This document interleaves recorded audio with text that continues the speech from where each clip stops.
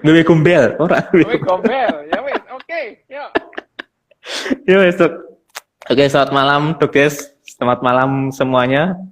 Malam hari ini kita membahas tema tema yang dipilih Dok Des kemarin ya, nerusin mistisisme. Mistisisme. Nah, nah, pemahaman kasarnya kan berarti paham yang mengajarkan paham yang mengenai ajaran-ajaran mistis ya, Dok ya. Pemahaman kasarnya gitu ya.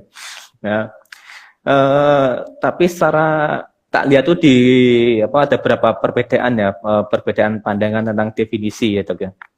Definisi mistisisme.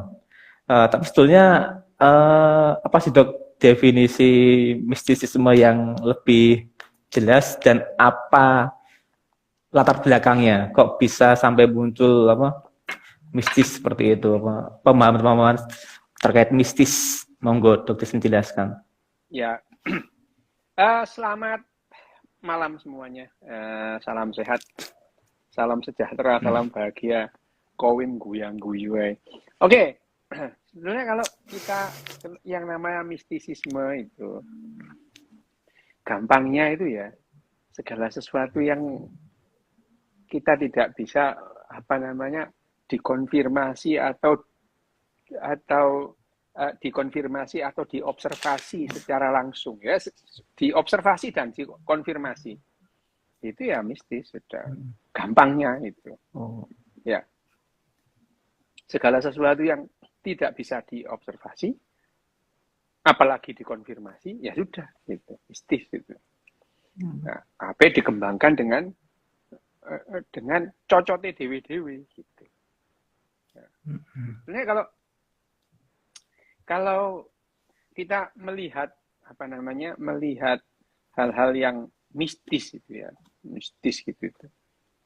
Terus kenapa otak kita itu percaya ya kepada hal-hal yang sebetulnya tidak bisa dipercaya gitu. Ya. Misalnya kita ini otak kita percaya kepada banyak hal yang tidak bisa dipercaya, unbelievable. Harusnya itu nggak mungkin terjadi, tapi kita percaya, gitu. Nggak mungkin terjadi. Tapi yang namanya mistisisme itu pun juga narasi, gitu. Dan otak kita ini berkembang, gitu ya, berkembang atau secara evolusioner itu terbentuk untuk percaya dengan berbagai macam narasi yang tidak masuk akal, sekaligus nggak percaya amat, gitu ya. Contoh. Orang percaya tuyul lah ya, orang Jawa itu percaya tuyul gitu. Oh, no tuyul iku gitu ya. Oh, no itu gotong. Tapi begitu seseorang katakanlah punya toko atau punya swalayan gitu, katakanlah Alfamart atau Indomaret gitu. Terus kasirnya itu pagi-pagi laporan, Pak, duitnya kemarin dicolong tuyul, kira-kira percaya enggak dia? Lo nggak percaya gitu. Ya. Nggak percaya gitu. Ya itu. Ya kamu yang nyolong gitu. Ya. Kita otak kita itu dirancang untuk percaya dengan berbagai macam narasi, sekaligus nggak percaya amat gitu. Kamu misalnya, oke lah kamu itu percaya pada Tuhan yang Maha Kuasa misalnya gitu ya. Misalnya gitu. Terus suatu saat, Wim, ada orang datang ke kamu ngasih yang namanya tumbler. Mas Kowim ini loh, tumbler buatan Tuhan. Kamu percaya nggak? Nggak percaya kamu. Itu. Nggak percaya. Itu. Nggak percaya. Itu. Jadi ya misalkan seseorang datang ke tempat, misalkan di hutan atau di gua gitu ya. Di gua gitu. Terus dia melihat ada kursi atau ada sepeda motor di gua itu. Pikiran pertama adalah, ini ada orang di sini. Gitu. Ada orang pernah ke sini apa? Ini ada sepeda motor sama kursi. Meskipun kamu percaya Tuhan itu Maha Kuasa, kamu nggak percaya Tuhan bisa membuat kursi. Gitu. Lah kalau kamu percaya, ini pasti kursi buatan Tuhan ini. Harusnya kan gitu.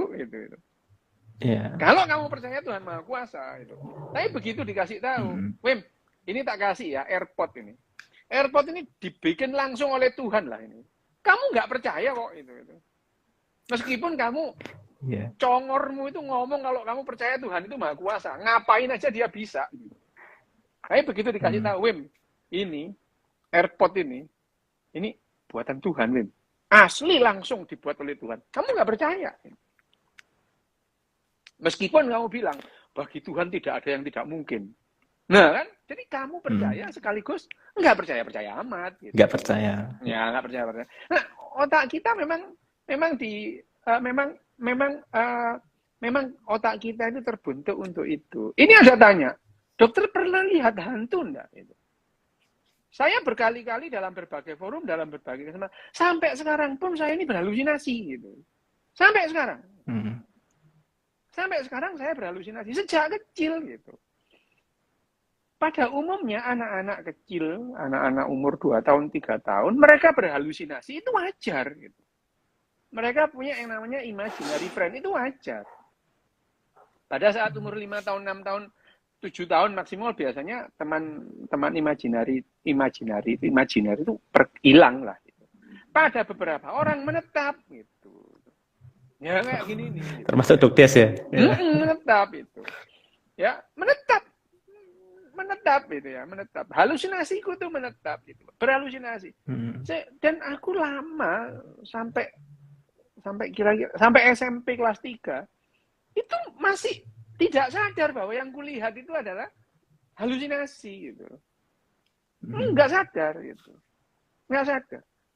Baru setelah baca buku gitu ya. Terus kemudian aku nanya pada orang-orang di rumah itu. Hangi itu kemana ya Hangi itu? Dan orang-orang di rumah tanya, Hangi sopo? Waduh, kaget aku. Jangan-jangan, nah ini itu Hangi sopo gitu ya. Hangi sopo? Nah padahal aku dari kecil sudah dianggap bisa ngomong-ngomong sama jin, bisa lihat jin. Bayangin aja loh ya gitu ya. Bayangin aja betapa tidak kebingungan waktu itu aku itu berhalusinasi, ngomong sama halusinasiku, orang-orang menganggap aku bisa melihat jin gitu. Ya, bulat kan ini kayak gini nih ceritanya gitu. Ya, ada dua orang teman imaginary friendku itu yang hilang pada saat aku pergi gitu ya, pada saat aku umur 10 tahun lah ya. Nggak ada itu ya. Nggak ada itu. Nah, ya sebagai anak autis ya kehilangan lah ya teman kayak gitu. Cuman ya karena aku autis ya nggak membicarakan itu ya. Kehilanganku terhadap dua ini. Yang lain masih ada sih, tapi Hangi sama Iris itu hilang gitu. Nggak ada. Gitu. Ya, ada. Nah, memang ini subjektif, tapi benar bahwa sampai sekarang pun aku itu berhalusinasi. Untungnya aku akhirnya bisa membedakan mana yang halusinasi, mana yang tidak. Kalau kamu nonton filmnya Beautiful Mind gitu ya, Beautiful Mind si John Nash itu, yang diperankan oleh Russell Crowe itu ya, itu halusinasinya menetap dan sampai tua dia tidak bisa membedakan antara halusinasi dan yang beneran gitu. Akhirnya gila dia, schizophrenia gitu ya. Dia terdiagnosa schizophrenia di psikosa, dirawat sebagai pasien psikosa gitu. Minum obat anti psikotik gitu. Ya. Aku itu ya. Saya ini itu pada saat kelas 3 SMP itu mulai mikir, ini jangan-jangan yang aku lihat ini adalah ini halusinasi ini, karena aku baca buku tentang imaginary friend itu ya. Tahun-tahun segitu itu sudah banyak buku-buku yang membicarakan tentang ini. Jangan-jangan aku ini itu ya. Dan pada saat aku tanya itu ya, Hangi itu kemana itu? Lu sama aku itu kalau sih kenal Hangi gitu. Loh, aku kaget kan ya. Tapi aku ya nggak nanya berikutnya gitu. Loh, jangan-jangan memang ini. Dan akhirnya ya saya tahu, aku tahu bahwa ini adalah halusinasi gitu. Fine, enggak apa-apa gitu ya. Dan masih banyak yang halusinasi yang menetap gitu, yang menetap. Halusinasi gitu. Bayangin saja, bayangin gitu ya. Kalau orang itu terus kemudian terinduksi oleh tertrigger oleh orang-orang menganggap bahwa yang aku lihat itu adalah jin gitu ya. bukan halusinasi. Hmm. Lah seumur hidup kan aku tadi dukun aku gitu ya. Dia nggak Iya. bisa lihat jin, ngomong-ngomong. Pada saat itu aku ngomong sama adikku, kalau aku nanti ngomong sendiri gitu ya, coba aku ini ingetin gitu. Karena aku nanya, kamu pernah nggak lihat aku ngomong sendiri? Sering mas gitu ya itu. Nah nanti kalau aku ngomong sendiri, kamu ingetin. Itu SMA kelas 1. Terus kemudian setiap kali aku ngomong sama seseorang yang jelas-jelas di muka aku gitu, adikku bilang, mas, sampe ngomong dewean gitu. Tanya, kon delok arek iki gitu. Kon delok wong iki. Lah ya wedi to adikku digitukan itu. Hah? Mana gitu ya. Mana gitu. Jadi akhirnya ini adalah halusinasiku gitu ya. Karena adikku nggak lihat. Dan selalu gitu. Dan pada akhirnya sekitar 1,5 tahun kemudian lah ya, kelas 2 SMA itu, aku sudah bisa membedakan ini halusinasi, ini enggak gitu. Sampai sekarang gitu ya. Dan halusinasiku itu sampai sekarang ya kalau misalkan nggak ada orang ya tak ajak ngomong-ngomongan. Saya tahu bahwa yang namanya halusinasiku ini adalah cerminan dari otakku sendiri, hasil kerja otakku sendiri. Paham itu. Sudah paham sejak lama. Sudah paham sejak lama. Tapi ya akhirnya ya saya tidak terganggu dengan yang namanya halusinasi sampai sekarang itu. Kalau seandainya halusinasi itu mengganggu gitu ya, misalkan aku lagi operasi gitu ya, mereka datang rame ganggu gitu ya, aku sudah tahu jalan keluarnya, alkohol gitu, sudah lama gitu ya, sejak SMA tak titeni itu, kalau aku minum alkohol, meskipun aku gak mabuk gitu ya, itu mereka itu berkurang gitu. Itu berapa persen dok alkoholnya dok? Apa? Alkoholnya berapa persen dok? Alkoholnya berapa persen dok? Aku ya mbok masih minum Jack Daniel sak botol, ya nggak mabuk gitu loh. Otakku memang koslet sejak dulu gitu, nggak mabuk gitu. Sejak SMP itu ya, SMP jajal-jajal ini ya, nyoba-nyoba minum. Itu ya nggak mabuk gitu. Nggak mabuk. Jack Daniel itu kan 38% gitu ya. Itu. Nggak mabuk aku gitu. 1 botol pun nggak mabuk gitu. Jadi kalau kemudian aku minum alkohol itu dalam batas-batas tertentu gitu, itu halusinasiku berkurang. Bahkan pernah halusinasiku itu nggak ada sama sekali pada saat aku minum alkohol gitu ya. Ya jadi ya memang tidak sama, semua orang itu tidak sama. Misalkan kadar ketahanan orang terhadap alkohol, kapan orang itu intoksikasi alkohol itu memang nggak sama. Gitu. Ya, nggak sama. Gitu. Nah, kalau misalnya sekarang aku misalkan operasi itu ya, operasi memerlukan aku itu ini. Kalau halusinasiku itu terus kemudian dia datang ganggu, aku terpengaruh gitu. Ya teriak-teriak aku.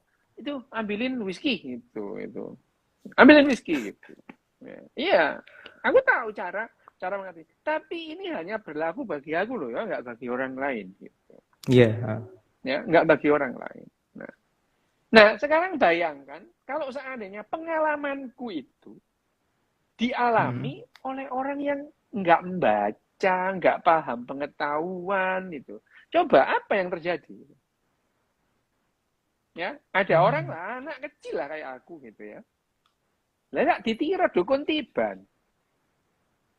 Ya.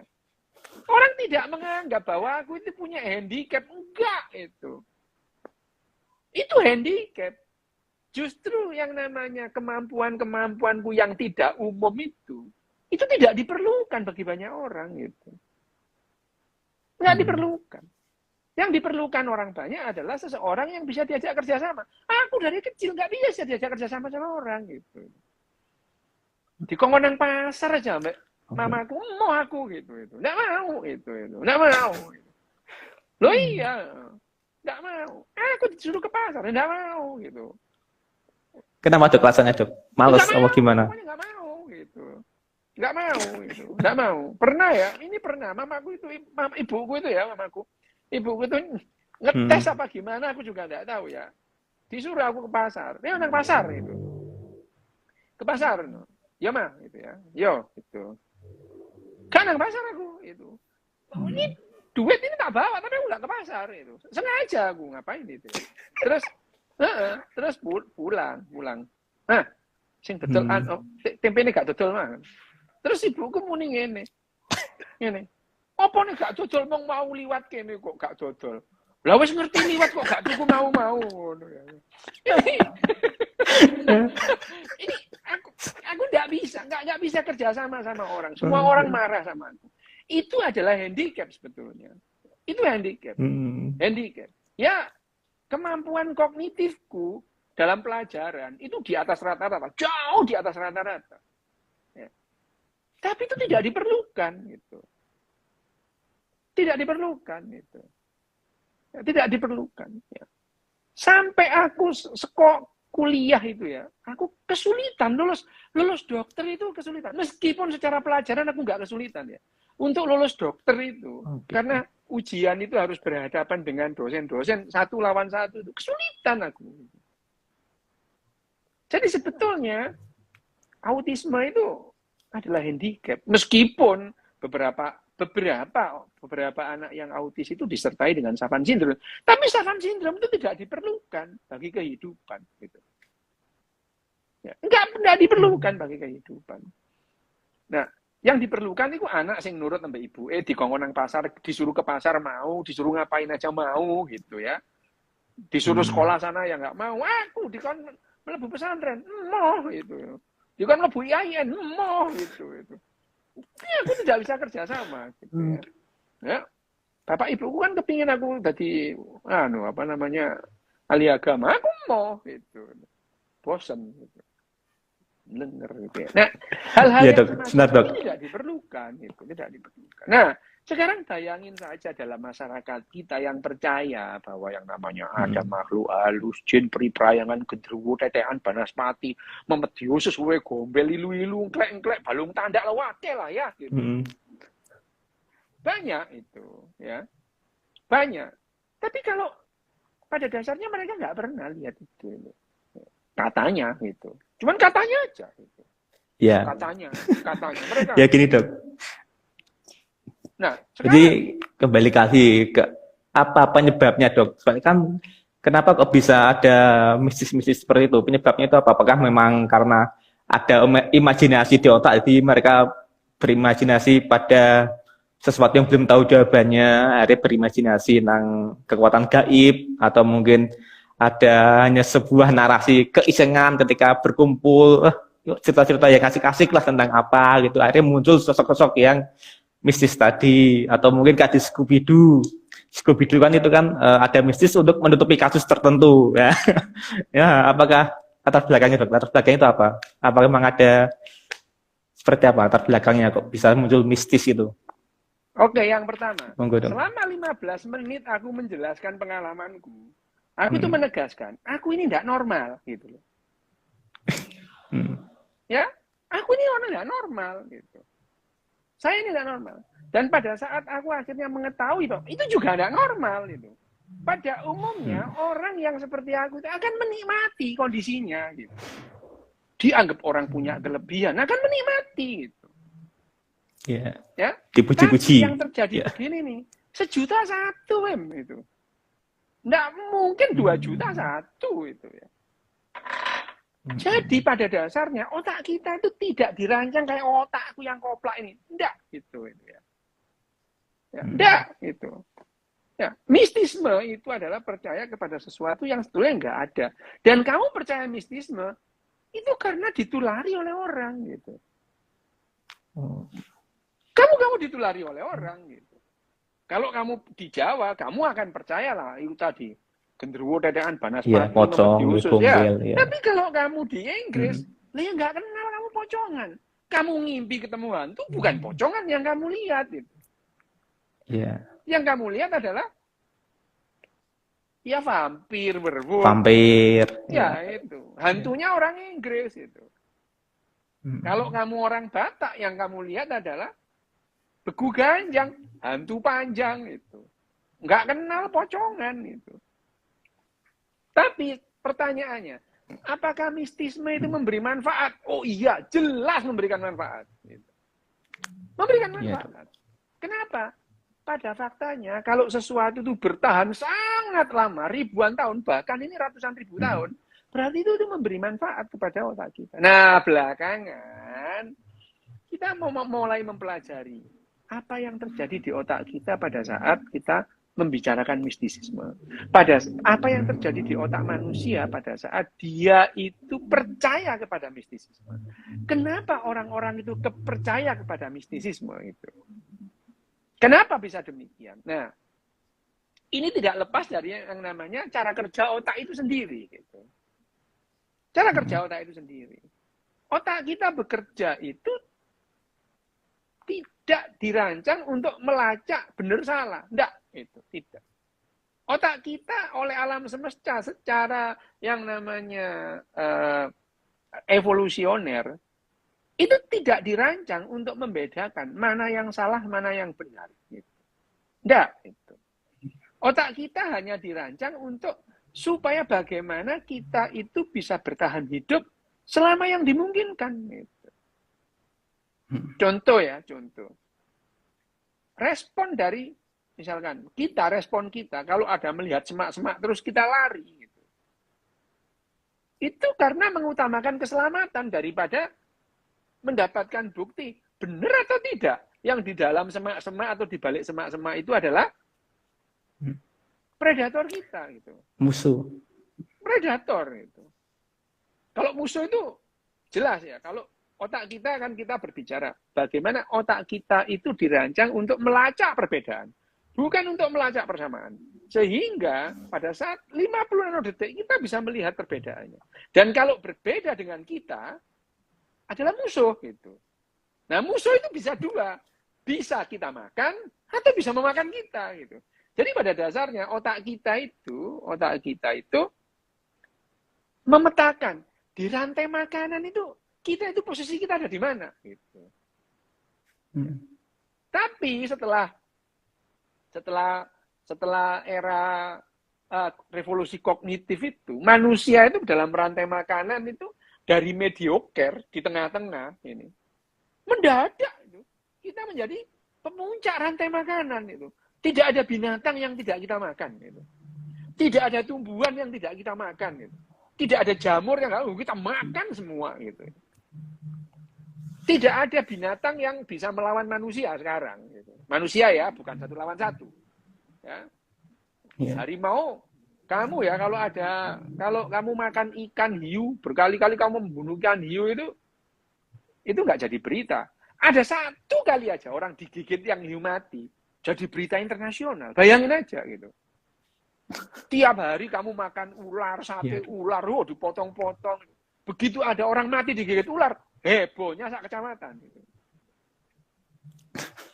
Ya. Itu pertanda bahwa kita menyadari kita dalam pandangan kita itu ada di puncak rantai makanan. Ya, sejak kira-kira 150.000 tahun yang lalu. Dari manusia itu yang di mediocre, di rantai makanan menjadi pemuncak rantai makanan. Nah, pada saat kita menjadi pemuncak rantai makanan ya, pemuncak rantai makanan karena kita bisa bekerja sama gitu. Dan pada saat kita mulai mengenal api itu, kita mulai punya waktu senggang sebetulnya itu ya. Waktu senggang gitu. Mulai ngarang-ngarang lah kita ya gitu. Mulai ngarang-ngarang. Mistisisme, kalau kita pada dasarnya manusia itu binatang, ya seperti binatang-binatang lain itu. Pastilah gitu ya. Pasti di suatu saat kalau kita mundur, manusia itu nggak kenal mistisisme gitu. Seperti binatang yang lain gitu. Mana binatang percaya genderuwo, gitu kan nggak ada gitu. Binatang lain loh ya, kecuali manusia gitu. Ya, kecuali manusia gitu. Kecuali Homo sapien ini. Homo yang lain kita tidak tahu. Tapi sepertinya Homo Neanderthal itu juga percaya gitu. Karena Homo Neanderthal, kita melihat Homo Neanderthal itu juga melakukan upacara-upacara pemakaman. Jadi, kalau upacara pemakaman itu berarti manusia itu mati itu tidak dianggap ya sudah mati, enggak gitu. Perlu dimuliakan karena ada sesuatu yang spiritnya masih ada gitu ya. Ya, Atau sakral kita itu ya. tidak tahu persis itu modelnya seperti apa Homo neanderthal. Tapi Homo neanderthal lihat ya melakukan ritual pemakaman gitu ya. Pemakaman. Itu berarti dia paling tidak itu dia melakukan ritual gitu ya, ritual yang diberikan penghormatan ini ya kepada orang yang mati. Pada dasarnya seperti itu. Dulunya orang mati ya ditinggal aja gitu ya. Orang mati ditinggal aja gitu. Nah, sekarang apa yang terjadi di otak kita gitu? Kenapa otak kita percaya yang sebetulnya nggak bisa dipercaya gitu? Tadi bahwa kita itu adalah yang kita perlukan itu bukan salah benar gitu. Dan ribuan tahun kalau ada pertanyaan muncul di otak kita atau di kepala kita, keinginan kita untuk bertanya, jawaban yang kita dapatkan itu nggak penting jawaban itu benar atau salah gitu. Yang penting jawaban itu bisa memuaskan kamu gitu. Memuaskan kamu. Filsafat misalnya. Bahwa filsafat itu membantu kita dalam menjawab pertanyaan. Iya, tapi tidak penting pertanyaan itu benar atau salah, jawaban itu benar atau salah. Gitu. Jawabannya. Nggak penting itu. Sebelum Socrates misalnya, kalau kita sebut filsuf-filsuf pra-Sokratik gitu ya, ada Anaximander gitu ya, terus ada yang namanya Thales de Milo gitu ya, Thales itu ya, Thales de Milo itu mengatakan kehidupan ini datangnya dari asalnya dari air gitu ya. Ya, Anaximander mengatakan berbeda dari ada yang ngomong dari api. Tapi sebelum Socrates, sebelum era Socrates, yang namanya filsuf-filsuf itu tetap bahwa yang namanya manusia ini ya dari alam-alam sekitarnya. Ada yang bilang dari api, ada yang bilang dari air, ada yang bilang dari tanah, ada yang bilang dari udara gitu. Tapi dari bahan-bahan yang ada gitu. Lah mulai kapan itu ya? Manusia itu mulai punya narasi bahwa manusia itu datang dari langit antah berantah gitu. Sebetulnya ini dosanya Plato gitu. Plato yang mulai begitu. Plato. Tetapi ternyata idenya Plato itu sangat subur dan cocok dengan otak kita. Sehingga ide Plato tentang yang namanya esensialisme Plato itu sangat subur. Bahkan tidak ada agama yang tidak terinspirasi oleh esensialismenya Plato. Semua ada. Bahwa manusia itu ada yang namanya dua entitas dalam diri manusia. Entitas. Ya, bukan hanya raganya ini, tapi di dalam raganya itu ada sesuatu yang terpisah dengan raganya itu. Selama dia hidup itu, ya. Itu adalah esensialisme Plato. Dan tidak ada agama sampai sekarang yang tidak terinspirasi oleh yang seperti ini. Argumentasi agama sekarang ya. Argumentasi agama zaman sekarang itu. Dan otak kita itu sangat kompatibel dengan seperti itu. Jadi jangan heran kalau ada orang percaya mistis. Karena otak kita kompatibel dengan itu. Awal mulanya gimana sih kok seperti itu? Awal mulanya adalah manusia ini, Homo sapien itu, kalau melihat indikator-indikatornya, Homo neanderthal sama dengan kita, gitu ya. Homo neanderthal sama dengan Homo sapien. Gitu.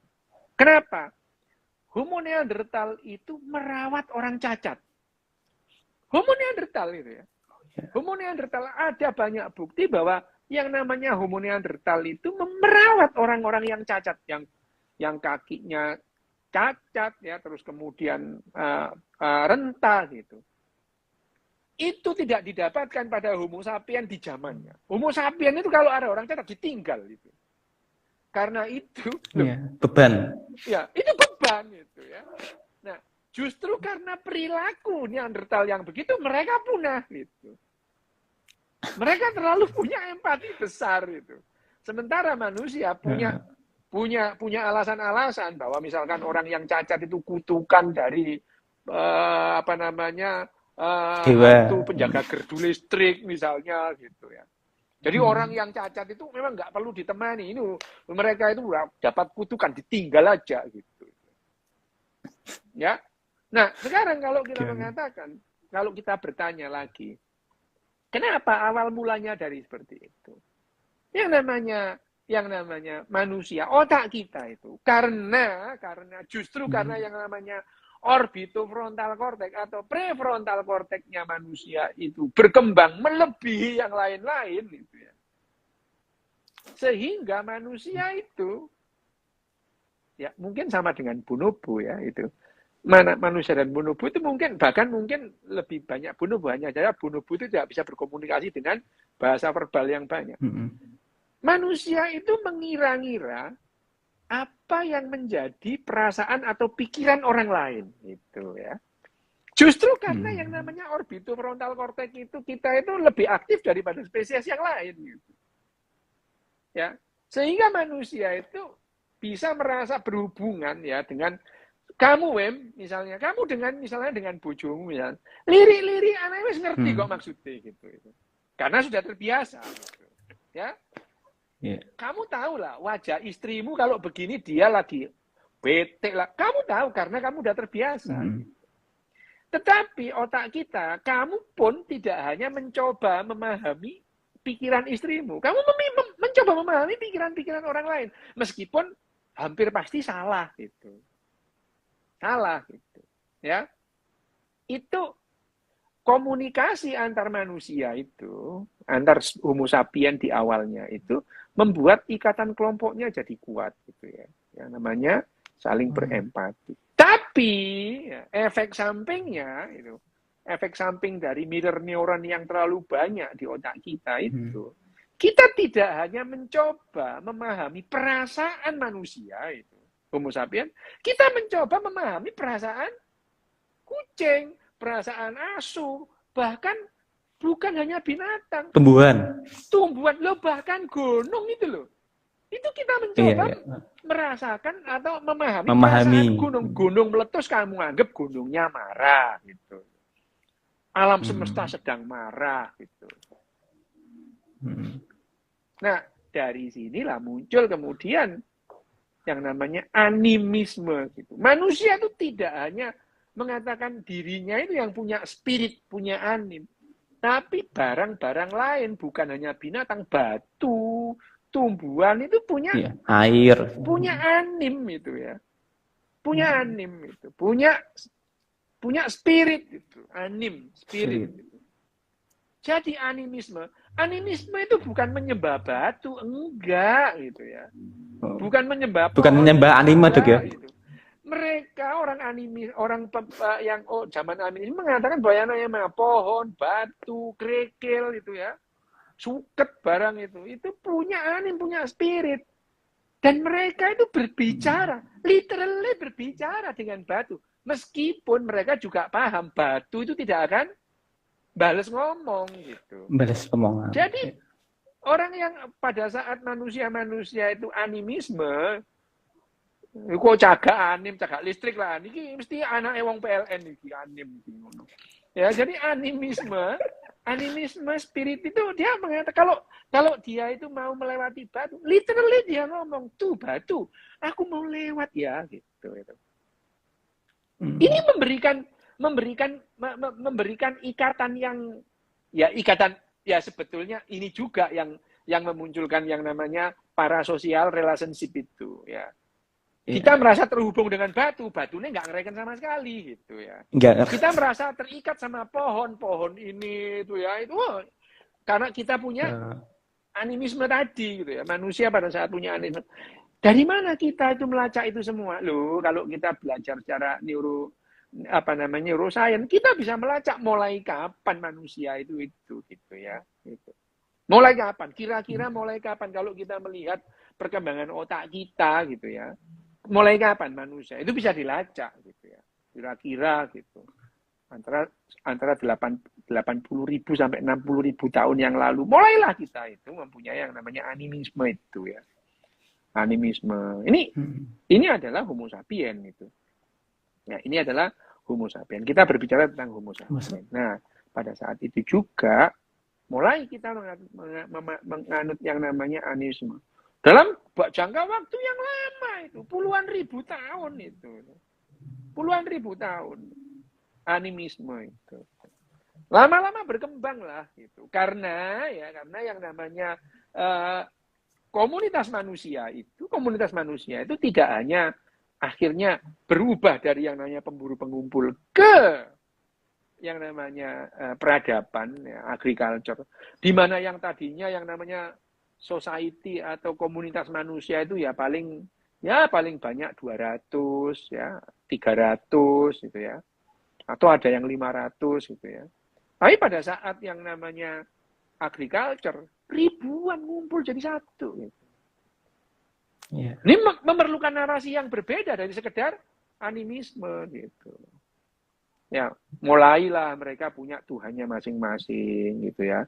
Jadi yang sebetulnya yang ada di pohon itu bukan pohonnya itu, penunggu pohonnya itu loh gitu ya.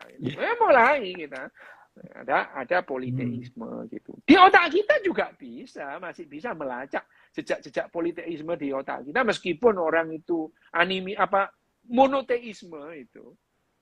Jejak-jejak politeisme itu ada gitu. Misalnya orang percaya kepada Tuhan yang Maha Esa. Dia percaya hantu penunggu pohon. Loh apa itu kalau bukan animisme? Gitu. Ya, gitu. Iya, Dok. Ya itu tapi jejak-jejak itu, tapi manusia itu salah satu kehebatan manusia itu mencari alasan. Loh itu ya itu, mencari alasan.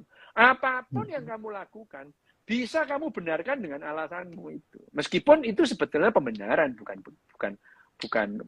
kebenaran itu ya. Dan otak kita berkembang dan kompatibel dengan cara seperti itu. Jadi mistisisme itu sahabat kita gitu. Ya, sahabat kita itu. Mistisisme itu sahabat kita. Ribuan tahun kita bisa bertahan karena mistisisme itu. Ya, bagaimana misalnya ini ya, bagaimana orang misalnya kita berbicara mengenai misalnya zaman Mesir kuno gitu ya, Mesir kuno. Misalkan raja yang menyembah Firaun atau Farao yang menyembah misalnya Anubis gitu ya. Ya. Antar sesama penyembah Anubis ikatannya kuat. Ya, misalkan Ramses, penyembah Anubis itu ya. Dia akan memilih ini pembantu-pembantunya yang pengikut Anubis itu. Yang pengikut Amun-Ra minggir dhisik gitu ya. Tetapi pada saat di masyarakat yang namanya politeisme itu masih bisa mentolerir itu. Tuhannya, aku Tuhanmu dan Tuhanku sama-sama Tuhan tapi beda gitu.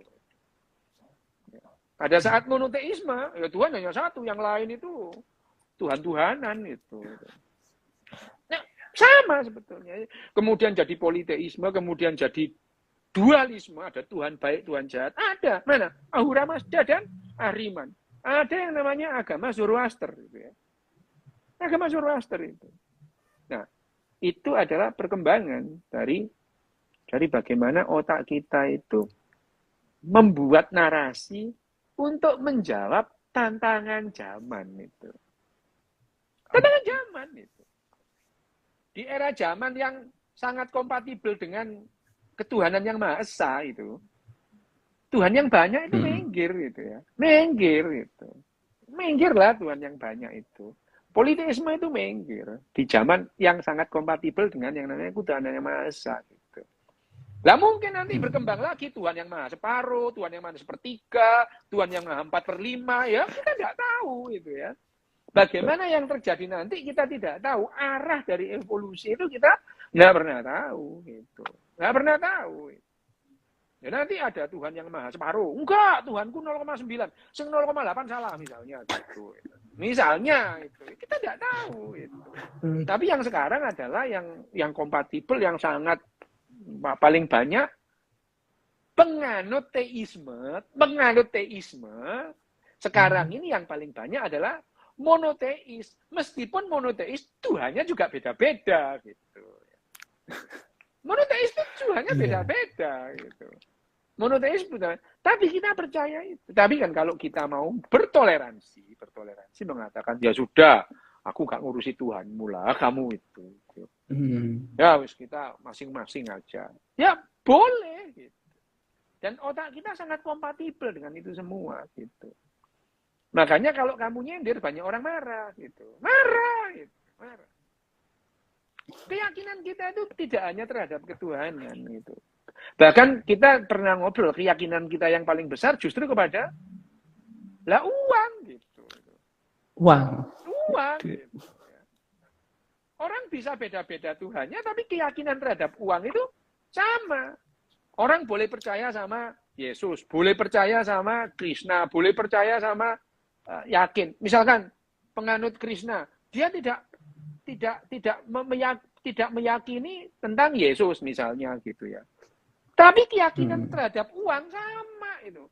Kamu kasih yang namanya uang kertas yang gambarnya Benjamin Franklin itu.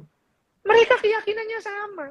1.400.000 sekian kalau dirupiahkan, dibawa ke seluruh dunia sama itu.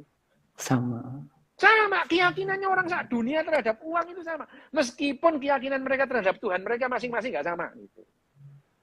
Berarti keyakinan manusia paling tinggi adalah uang gitu. Cuma kita nggak mau mengakui itu, nggak mau gitu. Bahkan orang-orang beragama itu menuduh uang adalah masalah. Itu sumber kejahatan adalah uang loh gitu. Apa itu narasi gitu. Itu narasi. Padahal kalau kita mempelajari uang gitu ya, pada saat ini misalnya contohnya pada saat orang-orang Spanyol menaklukkan Andalusia itu dan mereka mengusir orang-orang Islam yang nggak mau pindah agama Katolik, pergi atau dibunuh gitu. Itu yang terjadi pada saat inkuisisi itu ya, Uni Emirat Andalusia itu bubar langsung gitu ya, bubar itu. Tapi dan waktu itu orang-orang Spanyol membuat mata uang yang gambarnya Ratu Isabella itu ya, Spanyol itu. Tapi mereka paham, mereka itu harus berdagang dengan orang-orang Arab itu. Maka mereka membuat koin yang tidak bulat tapi kotak itu. Kotak itu. Tulisannya itu la ilaha illallah Muhammad Rasulullah. Loh itu. Uang gitu. Enggak penting gitu ya. Enggak apa-apa ya. Yang penting payu. Yang penting payu uangnya. Untuk perdagangan gitu. Iya. Ya itu penting itu. Jadi ada di zaman itu otoritas keuangan Spanyol itu membuat koin-koin khusus yang dibuat untuk berdagang dengan orang-orang Arab itu. Tulisannya ya kalimat tauhid dan itu Muhammad Rasulullah itu. Tidak ada masalah bagi mereka itu. Yang penting jalan ini gitu. Dan mereka menganggap bahwa yang namanya satu gram emas itu setara semua harganya sama gitu. Ya misalkan 1 dirham itu, 1 dinar itu. Dinar itu kan berasal dari denarius itu. Denarius itu ya. orang Romawi. Yunani ya tuh. Denarius itu kata bahasa Romawi denarius itu. Orang Arab menyebutnya dinar gitu. Sama itu. Nah, disebut dinar lah, denarius enggak penting. Yang penting tuh bisa dipakai dagang gitu. Enggak penting itu. Bahkan ya, orang India itu. Mereka enggak tahu denarius itu siapa gitu. Tapi orang-orang India itu sebelum Masehi mencetak uang yang sama dengan gambar yang sama, denarius itu, tanpa tahu itu siapa gitu. Ya sama dengan sekarang lah itu. Orang Indonesia itu boleh aja benci sama Amerika, boleh. Boleh kamu tuh enggak kenal Benjamin Franklin itu siapa. Tapi kamu memegang selembar kertas yang gambarnya Benjamin Franklin, kamu itu percaya dan yakin bahwa yang kamu pegang itu 1.400.000 sekian rupiah. Ya. Apa? Masalahnya apa terusan gitu ya. Ya. Masalahnya apa itu? Jadi 4 enggak ada masalah gitu. Nah, ini yang jadi percakapan. Jadi kalau kita itu mengatakan mistisisme itu sahabat kita gitu. Kalau misalkan aku sering guyon-guyon itu, ya guyon gitu. Tapi guyonanku itu menyinggung banyak orang, ya nggak apa-apa gitu. Tersinggung, aku ngomong apa adanya kok gitu ya. Saya juga ngomong, Iya, Dok. mistisisme sahabat kita selama ratusan ribu tahun, itu membuat manusia itu bertahan. Jawaban dari mana kita berasal itu? Jawabannya jawaban mistis kabeh gitu. Ya. Jawabannya baca yang mistis semua. Misalkan kalau kita ngomong yang namanya orang-orang Selandia Baru, yaitu orang-orang Selandia Baru dan orang-orang aborigin misalnya, mengatakan awal kehidupan kita ini awalnya dari mana? Dari kadal raksasa gitu. Oh, ada yang ngomong gitu ya. Dari kadal raksasa. Orang Jawa misalkan, kehidupan dari mana? Dulu itu setelah wayang-wayang semua mati, tinggal Semar sama Togok loh, gitu katanya orang Jawa ya. Mereka bunuh-bunuhan nggak bisa. Wah, akhirnya mereka berdua itu bunuh-bunuhan, tusuk-tusukan, nggak bisa mati Togok sama Semar. Akhirnya mereka berdua naik di puncak Mahameru, terus kemudian rangkulan gelondong bareng ke bawah sampai bawah jadilah telur, ya. Togok jadi kuning, nah Semar jadi putihnya. Ini adalah awal mula kehidupan. Loh, itu kejadiannya wong Jawa gitu ya. Ya. Nah, Iya, Dok. ini adalah mistisme, tapi itu jawaban-jawaban seperti itu memuaskan banyak orang di zamannya gitu. Ya, yang namanya kita paham atau kita belajar biologi kan barusan. Bahwa yang namanya kehidupan itu awalnya dulu adalah diawali dengan yang namanya luka. Luka sebelumnya adalah cuman untaian DNA. Untaian DNA sebelumnya adalah untaian RNA. Di zaman itu ada yang namanya primordial soup gitu ya. Jadi sekarang itu teori yang paling bisa diterima adalah primordial soup dalam biologi. Meskipun teori primordial soup ini adalah teori yang hampir pasti salah lah gitu. Hampir pasti salah itu. Hanya saja kita tidak mempunyai penjelasan ilmiah yang lebih baik dari primordial soup itu. Primordial soup. Ya, itu enggak. Kita belum punya. Tapi ya secara ilmiah kita ini teori ini hampir pasti salah kok. Hanya kita belum mempunyai gambaran atau argumentasi atau penjelasan ilmiah yang lain. Itu baru 2 abad penjelasan tentang asal mula kehidupan yang berasal dari sel tunggal itu baru gitu ya. 2 abad terakhir. Tapi ratusan ribu tahun penjelasannya adalah penjelasan mistis itu. Dan itu sangat kompatibel dengan kita. Jadi ya, kalau sekarang orang nggak percaya dengan teori evolusi, lah ya wajar itu. Wajar. Ya wajar. Ya. Nggak apa-apa itu. Orang itu nggak perlu pinter kok, Wim, itu. Nggak perlu. Wong bodoh banyak. Ya, Dok. Gitu. Makin lama orang Indonesia itu IQ-nya makin rendah juga nggak apa-apa gitu. Iya. Wem, Cuma Dok, semenjak penutup. Jadi semenjak zaman ini Dok, era virus ini Dok, era virus penyakit ini Dok. Tak lihat itu ada pergeseran Dok dari mistisisme ke scientific fiction. Jadi kan kalau dulu orang percaya bahwa ketika ada orang sakit itu ketempelan makhluk halus. Cuman kalau sekarang katanya ketempelan chip katanya Dok. Jadi mulai bergeser kayak Dok ke science fiction Dok. Science fiction. Iya gitu ya. Misalnya ya itu adalah otak kita misalnya ya. Sekarang kita percaya tentang metaverse gitu. Kamu lihat yang namanya kita ngomong soal mekanika kuantum lah ya. Ada dalam mekanika kuantum itu akhirnya ada multiverse gitu ya. Ada multiverse gitu. Tapi begitu film jadinya Dr. Strange itu. Dr. Strange itu kan ya itu film hantu tapi di kata-katanya kata-kata kuantum koyo ngerti-ngerti yo lho yo gitu ya. Jadi sebetulnya yang namanya Dr. Strange itu ya film horor aja gitu itu. Ya masa itu terus kemudian Dr. Strange itu berantem sama Cukai Dako gitu ya itu. Sama Cukai Dako ya. iki gak manis. Iki kok Dokter Strange musuhnya cumi-cumi lho, opo sih itu. Tapi ya itu yang namanya keyakinan gitu ya. Jadi akhirnya meskipun lah ya kalau kamu belajar fisika kuantum beneran itu ya multiverse itu ya nggak kayak gitu. Iya, Dok. Tapi Bener, Dok. akhirnya pemahaman orang awam itu ya kayak gitu, kayak filmnya Dokter Strange, apalagi filmnya ini apa namanya Jet Li yang ada yang namanya The One, judulnya itu The One. Oh ada ya. The One Jet Li di Jet Li, multiverse ya. gitu. Ya nggak gitulah gitu ya itu. Nggak gitu. Kalau kita itu belajar mekanika kuantum, lah multiverse itu nggak koyok sing mbok digambarkan Hollywood, DC, Marvel, nggak Film-film. gitu ya. Ya gitu, 11 gitu. dimensi, ada 1 dimensi waktu, 10 dimensi ruang itu. Iya memang benar, tapi ya gak seperti filmnya DC gitu atau filmnya Marvel gitu, enggak gitu gitu ya. Itu adalah gambaran dari yang namanya bagaimana berkembangnya ilmu pengetahuan itu kita ambil sebagian untuk mencocok-cocokkan dengan pengetahuan kita gitu. Misalkan gitu, itu loh, bener kan? Berarti bener tuh keyakinanku itu. Ada itu, multiverse itu.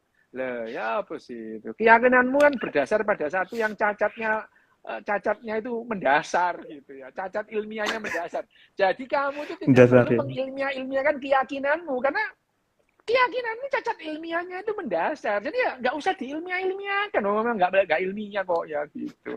Begitu ngomong ilmiah terus kita bantah, jawabannya gini, lu kan semua ya tidak semua bisa dilogikakan. Lah kan kamu yang mulai logikakan itu lah, nggak usah dilogikakan gitu. Aduh, ya wes Dok, ini udah 1 jam. Udah 1 jam. Ya. Nah,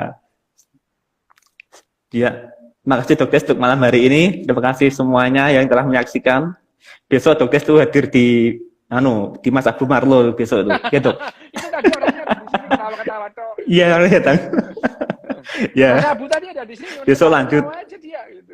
Ngintip mau ngomong untuk besok itu ya. Judulnya sakar gitu. Oke ya. Besok ketemu lagi Dok Des di FB channelnya Abu Marlo. Oke, selamat malam. Selamat malam semuanya, salam bahagia untuk kita semua.